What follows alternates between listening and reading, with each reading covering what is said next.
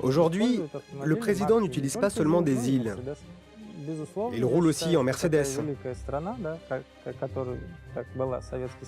Je pense pourtant qu'un grand pays, comme l'était l'Union soviétique et comme l'est aujourd'hui la Fédération de Russie, doit produire sa propre voiture pour les déplacements de son président.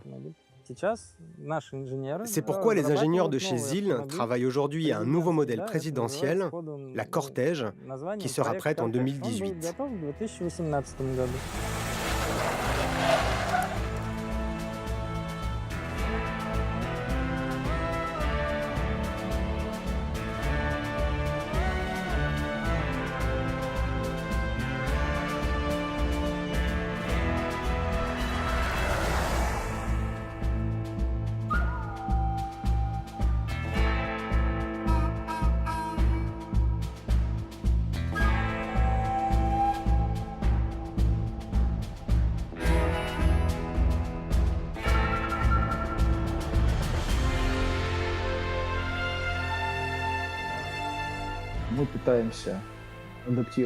Ici, nous essayons d'adapter la tradition américaine du custom à nos modèles nationaux russes.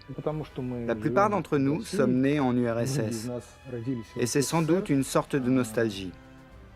En ce qui me concerne, je me suis intéressé aux voitures soviétiques parce que c'est mon pays, c'est mon histoire, c'est mon enfance. Avant, je bossais sur des voitures étrangères. Puis je suis passé à des modèles soviétiques, comme la Volga, et j'ai décidé de continuer dans cette direction. Il ne faut pas espérer se faire de l'argent avec ça. Ici, en Russie, tu peux te faire de l'argent en mettant un moteur de voiture japonaise dans une Volga. Là, oui, il y a de la demande. Mais nous, ce qu'on fait, c'est du tuning ou du custom. On ne fait pas d'amélioration technique pour que les voitures aillent plus vite. Ce qui nous intéresse, nous, c'est le style. C'est vrai qu'elles sont splendides, ces voitures soviétiques. Pour ceux que ça intéresserait, une vieille Gigouli ou une Zaporojets à l'état brut se négocie quelques milliers d'euros seulement sous nos auspices.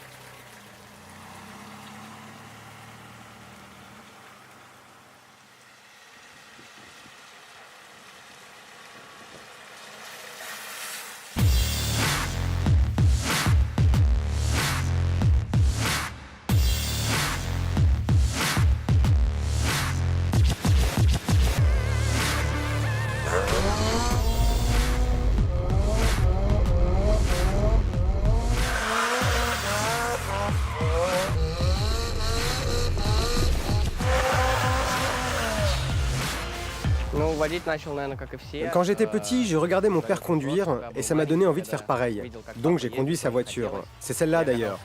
À l'époque, elle était dans un état normal, elle n'était pas modifiée. C'était une Gigouli basique.